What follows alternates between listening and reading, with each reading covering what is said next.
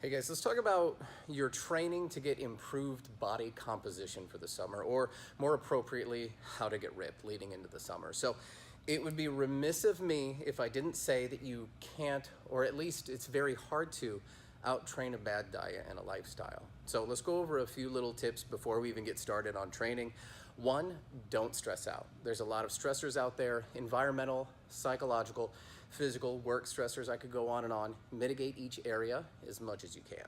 So, two, sleep well every night, 8 hours, in bed at the same time, wake up at the same time. Keep it dark, keep it cold, you get the idea. Three, drink lots of water. 0.5 to 0.6 ounces per pound of body weight. Sip it, don't chug it. 4, get sunlight as much as you can during the day. 5, eat, chew, and break down lots of proteins and fats. Get 30 plus chews per bite. Again, this is relative to what you're eating. Eat enough carbs to support your exercise and life through greens, veggies, highly nutrient-dense carbs. I'll toss it over to our nutrition coach, Robbie, to talk about the amounts in another video. But for right now, that should do. Now that we've got that out of the way, last but not least, follow a bodybuilding protocol based on your training age to increase lean mass, which is what we're gonna get into right now. So, talking about training as it compares to body composition, when it comes to resistance training, there are some reasonable, decent guidelines to stick to, but everything is contextual and it can change based off of your gender, your training age, biological age, your lifestyle, digestion. Keeps going and going, and you get the idea. But there are some reasonable principles you can start with and then adapt from there. So, one, if you are new to fitness, keep it on the higher rep range, 9 to 12, 12 to 15, 15 to 20, 20 to 30.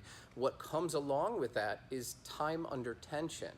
A higher time under tension is typically what you're gonna want, 40 to 70 seconds plus during each set. You want lower rest times, 30, 45, 60-second rest times. This depends also on how taxing the movement is for you and how much you can keep the quality up. The sets you want to be moderate to lower. 3 to 5 sets is a reasonable place to start, depending on how much volume you've built up in the past.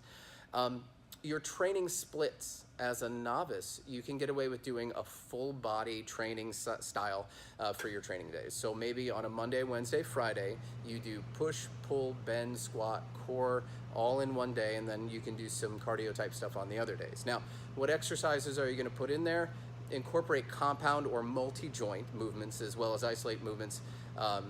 Whatever you choose, make sure you can express those movements. Let's just say stick to some of the simpler work at first and then hit it until you can start moving some higher weights within that, and then those weights become tough. Then your training style may look like an A1, A2, B1, B2, C1, C2, and then maybe a little deconditioning on the back. So superset, superset, superset. So if you've been training for a few years, you get more variety in reps. Maybe not a 3 by 9 to 12, maybe you do a 10, 8, 6, 6. Maybe some drop sets, more complicated things. You now deserve a variety in time under tension, maybe from 20 seconds to 70 seconds plus, because you've been training long enough to tap into some of that lower areas. So variety in rest times, maybe you're doing a giant set and now you've got 3 to 5 minute rests between. Again, you can be down to the 30-second rest and all the way up to 8+ minutes. The thing here is that variety can be used now. For sets, as much as you need to grow. You can get away with more volume, assuming you've worked up to it, your lifestyle supports it, and then you can recover from all of that stuff. So you now can express more complexity. You may not be doing simply a barbell press, but maybe you're doing a seated single arm alternating top-down press, or maybe you're doing strength speed movements now. Maybe you're not deadlifting, maybe you're doing clean pulls or performing something a little bit more dynamic. The exercise selection is dependent on your goals as well as, what else you're doing in life and where you're at in fitness. But you can still do what you used to do in novice, but now you have more options. Your training may look like an A, and then a superset of a B1, B2, B3, and then a C. For your conditioning on the back end of that, you want to move blood, walk, hike, bike, play out in the sun, move conversationally or around that pace. You can get away with some more or less conditioning, but you want to stay on the side of resting, focusing on lifestyle stuff, bodybuilding that is enough for you to recover from. This is contextual. It's a place for you to jump off from. It's largely what a lot of our fit programming looks like at our gym during particular cycles. So get out there and give it a try. So one, set a goal. Measure that goal, get an in-body, take pictures, whatever it is you want to do or what you want to increase.